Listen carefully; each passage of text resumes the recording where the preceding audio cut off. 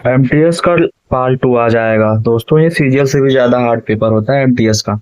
पहला क्वेश्चन देखते हैं, किसने अखिल भारतीय मुस्लिम लीग की स्थापना की थी? ख्वाजा सलीमुल्लाह हो जाएगा। अखिल भारतीय मुस्लिम लीग की स्थापना 30 दिसंबर 1906 ढाका में हुई थी, जिसके गठन में नवाज ख्वाजा सलीमुल्लाह के नेतृत्व में अहम भूमिका निभाई थी। लीग की स्थापना ब्रिटिश भारत में मुसलमानों को राजनीतिक अधिकारों और हितों की रक्षा के लिए बनाई गई थी। इसमें शामिल अन्य प्रमुख हस्तियां इसमें कौन कौन से शामिल थे? मोहसिन उल मुल्क और नवाब विकार उल मुल्क थे। बाद में पार्टी ने पाकिस्तान के निर्माण की वकालत करने में महत्वपूर्ण भूमिका निभाई, जिसने उपमहाद्वीप की राजनीतिक परिदृश्य को महत्वपूर्ण रूप से प्रभावित किया। नेक्स्ट क्वेश्चन देखते हैं, भारतीय राष्ट्रीय कांग्रेस डैश के अधिनिवेशन में सूरत विभाजन 1907 में हुआ था। इस सत्र में कांग्रेस के भीतर चरमपंथियों नरमपंथियों यानी गरम दल नरम दल के बीच एक महत्वपूर्ण विभाजन हुआ, जिसमें भारत के लिए स्वशासन प्राप्त करने की दिशा उनके दृष्टिकोण में मतभेद हो गए थे। तीसरा क्वेश्चन देखते हैं, निम्नलिखित में कौन सी घाटी हिमालय पर्वत श्रृंखला के बाहर है? नर्मदा घाटी हो जाएगा। दून घाटी बड़े पैमाने पर शिवालिक पहाड़ियों और लघु हिमालय के भीतर फैली हुई है, जो भारतीय राज्य उत्तराखंड, हिमाचल प्रदेश और हरियाणा में फैली हुई है। मंदाकिनी घाटी भगवान शिव को समर्पित 12 सबसे पवित्र मंदिरों में से एक प्रतिष्ठित केदारनाथ मंदिर के लिए मार्ग के रूप में कार्य करती है। भागीरथी घाटी 281 पक्षी प्रजातियों की विविध आबादी का घर भी है। तीसरा क्वेश्चन देखते हैं, भारत की जनगणना 2011 के अनुसार राज्यों के किस समूह में सबसे कम शहरी आबादी है? हिमाचल प्रदेश और बिहार। भारत की जनगणना 2011 के अनुसार हिमाचल प्रदेश और बिहार में सूचीबद्ध समूह में सबसे कम शहरी आबादी है। हिमाचल प्रदेश अपने पहाड़ी इलाकों के कारण मुख्य रूप से ग्रामीण है, जबकि बिहार में बड़ी बड़ी आबादी के बावजूद अन्य भारतीय राज्यों की तुलना में शहरीकरण दर कम है। यह संयोजन उन्हें अन्य जोड़ों की तुलना में सबसे कम शहरी आबादी वाला समूह बनाता है। अगला क्वेश्चन देखते हैं, राजस्थान में कितने विधानसभा सीटें हैं? 200 हो जाएगा। राज्यसभा विधानसभा में 200 सीट है। विधानसभा के अध्यक्ष विधायक राज्य भर के विभिन्न निर्वाचन क्षेत्रों में प्रत्यक्ष चुनाव के माध्यम से चुने जाते हैं। विधानसभा राजस्थान के शासन में महत्वपूर्ण भूमिका निभाती है।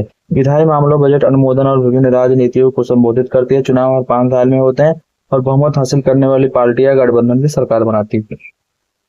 नेक्स्ट क्वेश्चन देखते हैं, निम्नलिखित में किससे राज्य के नीति निर्देशक सिद्धांतों की उत्पत्ति का पता लगाया सकता है? इस क्वेश्चन को आप देखो 36.09% ने सही दिया है, बाकी लोगों ने उत्तर नहीं दिया। इसका उत्तर हो जाएगा कराची प्रस्ताव। कराची प्रस्ताव राज्य के नीति निर्देशक सिद्धांतों की उत्पत्ति के रूप में कार्य करता है। 1913 में भारतीय राष्ट्रीय कांग्रेस द्वारा अपनाया गया। इसमें भारत के भविष्य के शासन के लिए मूलभूत सिद्धांत निर्धारित किए। इस प्रस्ताव में सभी नागरिकों के लिए सामाजिक, आर्थिक न्याय, समानता और कल्याणकारी उपायों के लिए महत्व पर जोर दिया गया। इन विचारों के बाद भारतीय संविधान के निर्देशक सिद्धांतों को शामिल किया गया, जो एक न्यायपूर्ण और न्याय संगत समाज के निर्माण की प्रतिबद्धता को दर्शाता है। अगला क्वेश्चन देखते हैं, राष्ट्र के लिए प्रति व्यक्ति आय की गणना देश राष्ट्रीय आय डैश से विभाजित की जाती है? जनसंख्या हो जाएगा। अगला क्वेश्चन देखते हैं, 8वीं पंचवर्षीय योजना के दौरान प्रधानमंत्री का पद किसने संभाला था? पीवी नरसिम्हा राव हो जाएगा। इनका कार्यकाल था 1992 से 1997 तक। ये भारत के नए प्रधानमंत्री थे और इन्होंने बहुत बदलाव किया और नेतृत्व किया। इन्होंने 8वीं योजना में 1995 भारत के विश्व व्यापार संगठन में शामिल होने के साथ साथ औद्योगिक आधुनिकीकरण की वकालत भी की थी। राजनीति में उनकी भागीदारी भारतीय स्वतंत्रता आंदोलन के दौरान शुरू हुई और उन्होंने देश को राजनीतिक परिदृश्य में अपनी सक्रिय भागीदारी का प्रदर्शन करते हुए स्वतंत्रता के बाद भारतीय राष्ट्रीय कांग्रेस के सदस्य के रूप में पूर्णकालिक राजनीतिक जुड़ाव में परिवर्तन किया। अगला क्वेश्चन देखते हैं, निम्नलिखित में कौन सा जीव एपी कॉम्प्लेक्सटा संघ से संबंधित है? इसका हो जाएगा प्लाज्मोडियम। और अगला क्वेश्चन देखते हैं, उस तत्व की पहचान करें जो आधुनिक आवर्त सारणी के समूह पहले से संबंधित नहीं है? हाइड्रोजन हो जाएगा, जो कि सोडियम, लिथियम और रुबिडियम में संबंधित है। आधुनिक आवर्त सारणी के समूह 1 से संबंधित नहीं होने वाला तत्व हाइड्रोजन है। हालांकि हाइड्रोजन को समूह 1 में सबसे ऊपर रखा गया है, लेकिन इसे सोडियम, लिथियम और रुबिडियम की तरह क्षार धातु नहीं माना जा सकता, जो सभी समूह 1 का हिस्सा है। हाइड्रोजन एक अनूठा तत्व है जिसके गुण क्षार धातु से काफी भिन्न है, जो इसे एक ही स्तंभ में अपने स्थिति के बावजूद अलग बनाता है। अगला क्वेश्चन देखते हैं, हल्दा उत्सव कहाँ मनाया जाता है? हिमाचल प्रदेश में मनाया जाता है। यह हिमाचल प्रदेश का महत्वपूर्ण त्योहार है। हाँ से हल्दा होगा, हाँ से हिमाचल प्रदेश, याद रखने का तरीका है। यह विशेष समारोह है जिसमें लोग धन की देवी शशिकर आपा की पूजा करते हैं और रात में अलाव, नृत्य, संगीत और एक भव्य दावत भी होती है। अगला क्वेश्चन, सत्रिय कहाँ मनाया जाता है? असम में मनाया जाता है। सत्रिय नृत्य शास्त्रीय नृत्य है जिसकी उत्पत्ति असम में हुई थी। 15वीं शताब्दी में महान वैष्णव संत और असम के सुधारक महापुरुष शंकर देव द्वारा वैष्णव विश्वास के प्रचार में एक शक्तिशाली माध्यम के रूप से पेश किया गया था। सत्रिय असम, कथक उत्तर प्रदेश, कुचिपुड़ी आंध्र प्रदेश, ओडिसी उड़ीसा, कथकली केरल, मोहिनीअट्टम केरल, मणिपुर भरतनाट्यम तमिलनाडु में मनाया जाता है। डैश एक प्रसिद्ध भारतीय लोक नृत्य जो असम के त्योहार में मनाया जाता है। बिहू हो जाएगा इसका। बिहू नृत्य असम में बिहू त्योहार में जाने वाला एक प्रसिद्ध भारतीय लोक नृत्य है। ये ऊर्जावान, लयबद्ध तरीके से किया जाता है, जिससे इस नृत्य की विशेषता इसके जीवन कदम और रंगीन पोशाक है जो असम की समृद्धि सांस्कृतिक विरासत का प्रतिनिधित्व करते हैं। इस महान कथक नर्तक को नृत्य की शैली के प्रति अपने अभिनव और आधुनिक दृष्टिकोण के लिए जाना जाता है। उन्हें अक्सर कथक का सम्राट किसे कहते हैं? बिरजू महाराज को कहते हैं। मनीषा कल्याण किससे संबंधित है? ये फुटबॉल से हो जाएगा। इन्होंने देश का बहुत नाम रोशन किया है, इसके बारे में है। अगला क्वेश्चन देखते हैं कि शास्त्रीय नृत्य के रूप में किया जाने वाला पुरस्कार कौन सा है? कालिदास सम्मान हो जाएगा। बुद्ध और उनका धर्म पुस्तक बी आर अम्बेडकर ने लिखी थी। अगला क्वेश्चन देखते हैं, सत्य प्रेम और थोड़ा देश किसकी? खुशवंत सिंह। ये 2002 में प्रकाशित हुई थी और इसमें और कुछ वैसे नहीं एक्सप्लेन करने के लिए। अगला क्वेश्चन देखते हैं, किस संगठन का मुख्यालय वियना ऑस्ट्रिया में संयुक्त राष्ट्र औद्योगिक विकास UNIDO का है? अगला क्वेश्चन देखते हैं, विश्व स्तर पर 10वां विश्व मृदा दिवस कब मनाया जाता है? 5 दिसंबर को मनाया जाता है।